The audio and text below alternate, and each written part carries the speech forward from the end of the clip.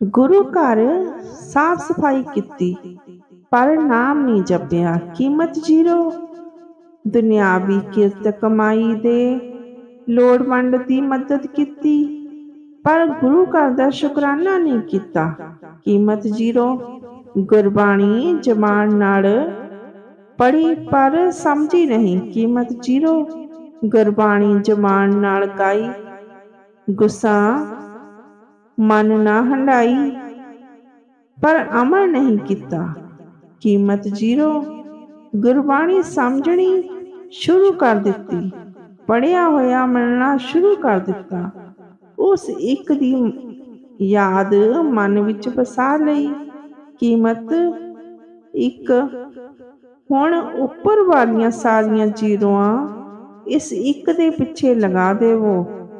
10,000 ਪੈ ਗਿਆ ਮੁੱਲ। ਧੰਨ ਗੁਰੂ ਨਾਨਕ।